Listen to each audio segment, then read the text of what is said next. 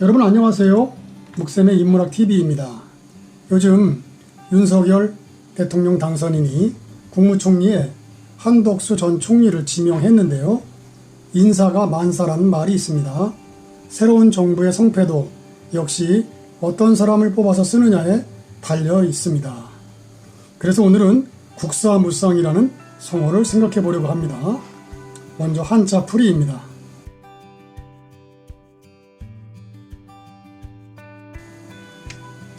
나라국, 선비사, 업술무, 둘상, 국사무쌍. 구어, 시, 우, 수왕, 구어, 시, 우, 수왕. 자, 한 글자씩 알아보겠습니다. 국사무쌍에서 나라국자는 에어쌀 위와 혹시 혹이 합쳐진 글자로 적이 쳐들어올까 하고 창을 들고 국경을 지키는 모습의 글자입니다.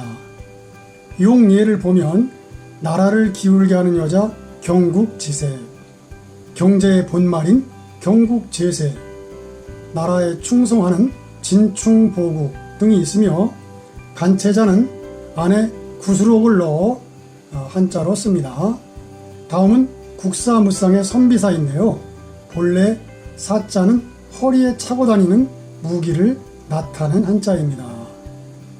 그래서 무관, 무사, 군사, 사내, 선비 등의 다양한 뜻을 가진 한자입니다.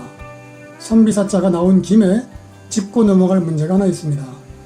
구독자 중에 한 분이 우리나라 사람들이 선호하는 직업, 판검사, 변호사, 의사 등에 붙는 사자가 한자로는 어떻게 쓰며 기준이 무엇인지 정리를 해달라는 요청을 해주셨습니다.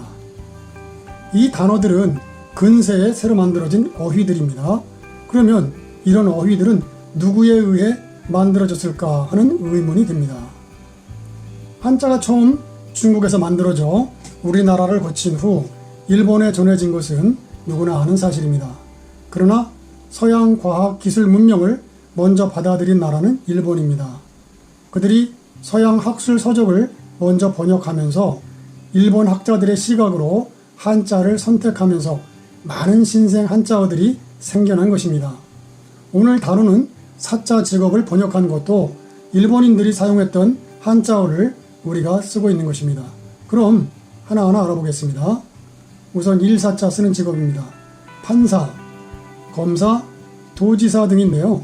주로 임명직, 공직에는 일사자를 씁니다. 그 다음 선비사를 쓰는 직업입니다. 변호사, 공인중개사, 회계사, 변리사, 조종사, 항해사, 영양사 등인데요. 일정한 자격시험을 통과한 후 사적인 영역에서 일하는 직업입니다. 그리고 스승사자 쓰는 직업입니다.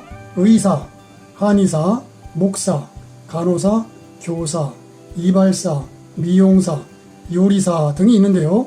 주로 사람의 생명이나 신체를 다루거나 영적인 지도자들과 또는 도제식으로 제자를 기르는 곳에서는 스승사자를 쓰고 있음을 참고하시기 바랍니다. 사자가 직업에서 쓰이는 한자를 알아보았는데요. 다시 국사무쌍으로 돌아와 국사무쌍의 업술무자입니다. 이 글자는 부수는 불화이며 불에 타서 없어졌다는 의미로 해석되며 하지 말라는 금지의 뜻도 있습니다. 용예를 살펴보면 일체의 생각이 없는 무념무상, 전에도 없고 후에도 없는 전무후무, 끝이 없다는 무궁무진, 미리 준비를 강조하는 유비무한 등이 있습니다. 끝으로 국사무쌍의 둘쌍자입니다. 쌍자는 한 쌍이나 짝수라는 뜻을 가진 글자로 새 한 쌍 숫자와 또우자를 겹친 글자로 손으로 새 두 마리를 잡고 있는 글자입니다. 용예를 알아보면 변화가 심할 때는 변화무쌍, 대단히 용감할 때는 용감무쌍, 극히 대담할 때는 대담무쌍, 둘 다 훌륭할 때는 쌍벽, 양쪽은 쌍방 등이 있습니다. 이어서 성어의 유래입니다. 이 국사무쌍의 주인공은 바로 한신 장군입니다. 고사성어 다다익선과 토사구팽의 주인공이기도 합니다. 한나라를 세운 유방에게는 3명의 뛰어난 인물들이 있었습니다. 전략의 달인 장량, 행정의 달인 소하, 전쟁의 달인 한신입니다. 한신은 본래 초나라의 항우 밑에서 있던 군인이었는데 자신의 의견을 항우가 받아주지 않자 한나라의 유방 밑으로 들어가 자신의 포부를 펼치려 했습니다. 한신은 먼저 소하에게 접근하여 자신의 역량을 보여주었고 소하는 한신이 보통 사람이 아님을 알아보았습니다. 그런데 유방이 항우에게 몰려 지방으로 밀려나 세력이 약해지자 이에 실망한 군사들이 도망을 치게 되었는데 이때 점찍어 두었던 한신마저 도망을 치고 말았습니다. 이 소식을 들은 소하는 유방에게 보고도 올리지 못하고 급히 한신을 잡으러 갔습니다. 부하들이 한신에 이어 소하마저 도망을 쳤다는 보고를 올렸고 이를 들은 유방은 두 팔이 모조리 잘린 듯한 느낌이었습니다. 며칠 후 한신을 잡은 소하가 돌아오자 유방은 반가움과 동시에 화도 나서 소하를 크게 꾸짖었습니다. 너는 대체 보고도 없이 어디를 갔다 온 것이냐? 소하가 대답합니다. 전하, 보고를 못 드리고 다녀와서 황송하옵나이다. 한신을 잡으러 다녀오는 길입니다. 그래? 다른 놈들이 도망갈 때는 눈도 꿈쩍 않던 내가 한신을 잡으러 갔다고? 대체 그 한신이란 자가 어떤 놈이란 말이냐? 전하, 다른 장수들은 또 어디면 됩니다만 이 한신이란 자는 국사이고 무쌍입니다. 왕께서 중국 한 모퉁이만 다스리려 하신다면 필요 없겠지만 만약 천하를 얻고자 하신다면 한신은 꼭 필요한 사람입니다.